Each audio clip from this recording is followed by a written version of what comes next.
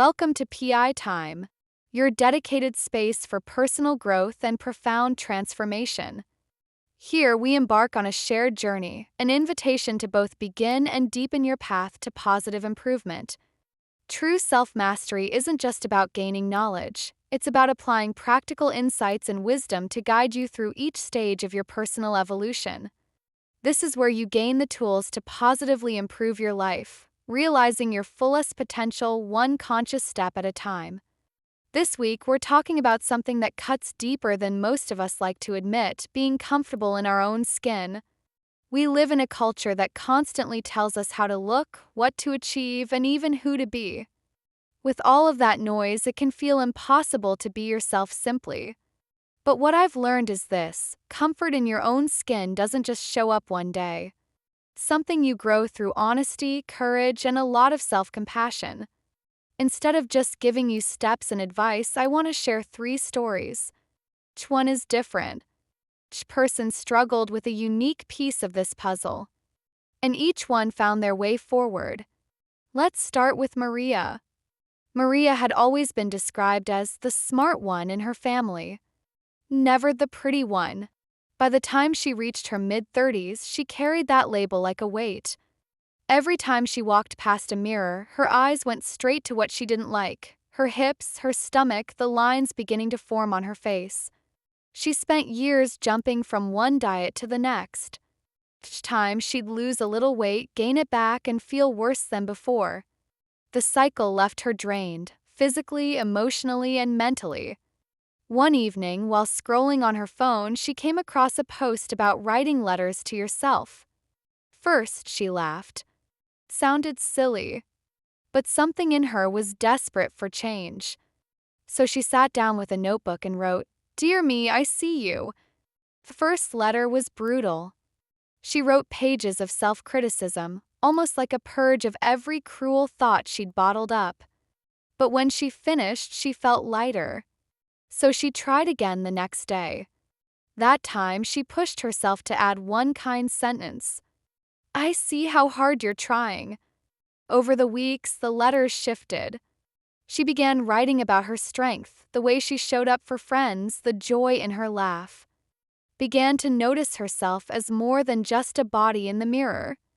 Maria didn't magically fall in love with every part of herself, but she began to accept who she was: imperfect, evolving, and whole. And that shift changed the way she lived. Then there was James, a 25-year-old man working at a fast-paced marketing firm. On paper, appeared success, holding a steady job and advancing in his career. But behind the polished exterior, James wrestled with a constant voice of doubt. In meetings, he had ideas but kept them locked inside. He worried they weren't good enough, that people would laugh, or that he'd sound foolish. The result? He blended into the background while others advanced. One afternoon, after yet another meeting where James stayed quiet, his mentor pulled him aside. She looked him in the eye and said, "James, you don't need to be perfect. You just need to show up." The words hit him hard. That night, he thought about all the times he'd silenced himself, all the missed chances. And for the first time, he realized he wasn't failing because he wasn't capable. He was failing because he wasn't trying. Next week, James made a pact with himself. In every meeting, he would share at least one thought. Just one. First time, his voice shook. His heart pounded. But when he finished, his team nodded and his manager said, "That's a great idea, James." It was a small moment, but it lit a spark. Week by week, he pushed himself further, speaking twice, then leading small projects. Slowly, the self-doubt didn't vanish, but it lost its grip. Confidence, James learned, wasn't about being fearless. It was about moving forward, even when fear whispered in his ear. Lessons carried him into promotions, new opportunities, and, more importantly, a new sense of self-confidence and belief. Or what about Aisha, who grew up in a household where everything was mapped out for her? Her parents wanted her to become a doctor. They told Huen's befriendkeep how to dress and what to say, even how loudly she could laugh. On the outside, Aisha followed the rules. She excelled in school, wore the clothes they approved of, and smiled politely at family gatherings. But inside, she felt like she was living someone else's life. Everything changed when a coworker invited her to a community painting class. At first, she almost didn't go. What if I'm terrible? She thought. But something inside pushed her to try. That first class was messy, paint splatters everywhere, colors clashing on the canvas. But for the first time in years, she felt alive. She wasn't performing for anyone. She was just herself. She kept going week after week. And soon, painting became more than a hobby, it became her voice. Through colors and shapes, she began to express everything she'd kept locked inside. Eventually, Aisha made the hardest decision of her life.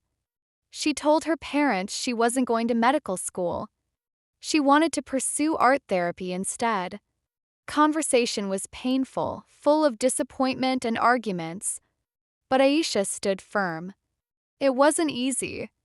But with every painting, every session helping others heal through creativity, she grew into herself. She realized authenticity wasn't about pleasing others. It was about honoring who you truly are. Bringing it all together. Maria found peace through self-acceptance.